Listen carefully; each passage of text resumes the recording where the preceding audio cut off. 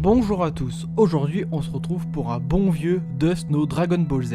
Dans cette vidéo on va parler de Gohan, et plus précisément sur la déchéance de notre héros. Pourquoi faire cette vidéo? Certes, elle arrive tardivement, mais je me suis dit que je pouvais apporter un nouveau vent d'analyse sur la situation de Gohan. Nous connaissons tous l'origine du sujet et tout fan de Dragon Ball le pense. Rendez-nous notre vrai Gohan.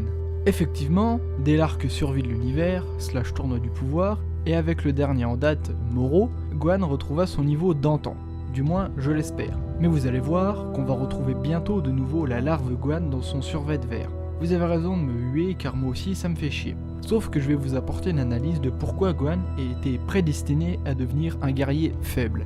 Tout d'abord, pour comprendre mon raisonnement, on va parcourir ensemble la vie de Gohan. C'est un métis Saiyan humain, le premier du nom d'ailleurs. Avec Goten et Trunks, derrière nous avons la preuve que ces êtres sont des génies nés. Super Saiyajin à 11 ans pour Gohan, 7 et 8 ans pour les deux autres. Sangohan, depuis son enfance, nous cache un potentiel extrêmement immense. Le coup de casque sur Raditz, l'assaut sur Freezer, le Super Saiyajin 2 et Mystic Gohan. Sa marge de progression avec entraînement est phénoménale.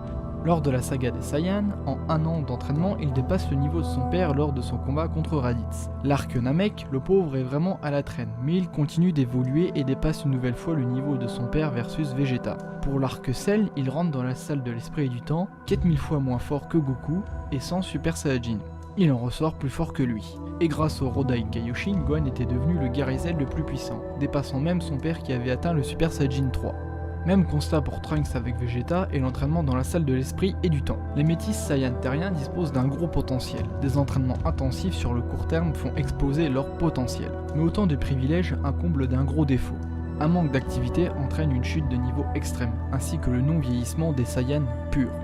Et c'est là que la déchéance de Gohan prend tout son sens et devient logique.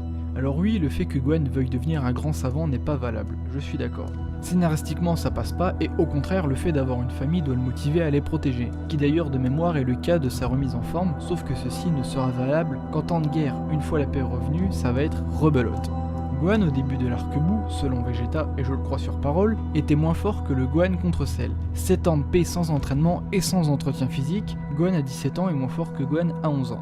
Et dites-vous bien que grâce à sa croissance de jeune ado à jeune adulte, il a limité la casse, car il a pris en taille, musculature et force comme toute personne normale.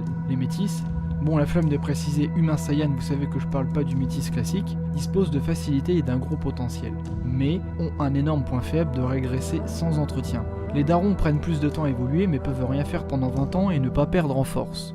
Tout ceci couplé au fait que Gohan, je sais pas pourquoi, je pense que je vais me faire insulter par certains, mais il n'a pas de réel instinct de combattant, notre ami Sangohan. C'est explicite tout au long de l'œuvre. C'est une corvée pour lui de se battre. Ce manque de rage de combattre, cette soif de violence, il ne l'a pas comparé à ses aînés. C'est dans la nature de Gohan de perdre en force, si je puis dire. Il n'est pas programmé pour le combat. Pour certains d'entre vous, tout ce que je viens de dire semble logique, pour d'autres c'est peut-être du réchauffé. Mais je voulais quand même apporter mon avis sur pourquoi Gohan, le plus grand potentiel de Dragon Ball, reste en arrière. C'est aussi pour ça que Goten et Trunks ne grandissent pas.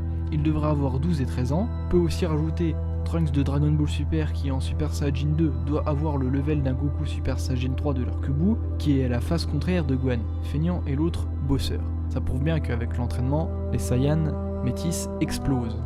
Mais qu'à contrario, quand ils ne s'entraînent plus, ils régressent fortement. L'univers de Dragon Ball fait que la race de Gohan perd en faculté en ne faisant rien. Et le scénario joue de cette règle pour rester focus sur Goku et Vegeta. D'où la comparaison que je viens de donner avec Gohan et Trunks s'ils ne grandissent pas pour qu'ils restent tout en bas et bridés niveau puissance. C'est ainsi que je conclus cette vidéo. Comme d'habitude, donnez-moi votre avis, et je vous dis donc sur ce, à la prochaine.